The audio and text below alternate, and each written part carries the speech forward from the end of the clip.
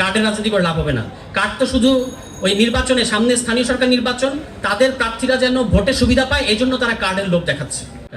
এবং আপনারা খেয়াল রাখবেন যে পশ্চিম বাংলায় মমতা দিদি ওই যে দেখছেন না, বাম রাজ্য থেকে রাম রাজ্যে পদার্পণ, বাম রাজ্য থেকে পশ্চিম বাংলা এখন কি রাম রাজ্যে আসছে ভাইয়া দিদি রাজ্য, মানে বাম রাজ্য থেকে রাম রাজ্যে পদার্পণ করেছে দিদি রাজ্যের মধ্য দিয়ে। এই দিদি অসংখ্য কার্ড দিয়েছেন, লাভ হয় নাই।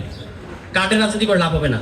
কার্ড তো শুধু ওই নির্বাচনে, সামনে স্থানীয় সরকার নির্বাচন, তাদের প্রার্থীরা যেন ভোটে সুবিধা পায় এই জন্য তারা কার্ডের লোভ দেখাচ্ছে। এটাই হচ্ছে কার্ডের রাজনীতির কারণ। এবং এখানে তারা শুধু কার্ড কিন্তু ওই মানে ফ্যামিলি কার্ড দিচ্ছে না, আমি বলেছি যে আসল ফ্যামিলি কার্ডটা কিন্তু বিসিবিতে, তারা বিসিবিতে ফ্যামিলি কার্ড দিচ্ছে না। 3 স্থায়ী কমিটির মেম্বারের সন্তান ওখানে, ববি হাজাজের স্ত্রী ওখানে, ওই ইশরাক সাহেবের ভাই ওখানে, এর চেয়ে বড় ফ্যামিলি কার্ড আর কি।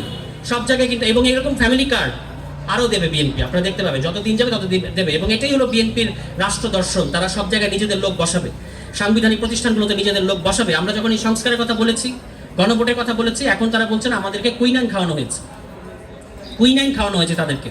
তো কুইনাইন তো ভাই খাওয়াতে হবে, যেরকম জ্বর আসছিল, এই জ্বর আসলে কুইনাইন না খাওয়ায় তো উপায় নাই। আর এই জ্বর আসার পেছনে আপনাদেরও দায় আছে।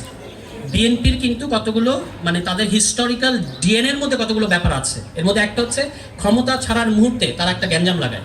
96 সালেও এটা করেছে, 2006 সালেও এটা করেছে, এবং উইথ নো মিস্টেক আপনারা মিলিয়ে দেখবেন, আজকের তারিখ সহ লিখে রাখতে পারেন, আগামীতেও তারা এটা করবে। এখন এগুলোর আলামতগুলো স্পষ্ট।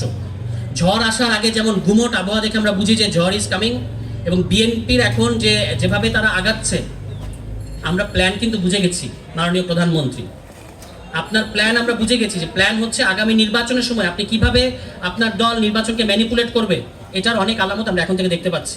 কিন্তু মোদ্দা কথাটা হচ্ছে জেনজি এই গণ অভ্যুত্থান করেছে। আমি মনে করি যে আমরা জনগণ বলি ঠিক আছে, কিন্তু এই গণ অভ্যুত্থানটা মূলত এটার হিস্টোরিক এজেন্ট হচ্ছে আমাদের জেনজি প্রজন্ম।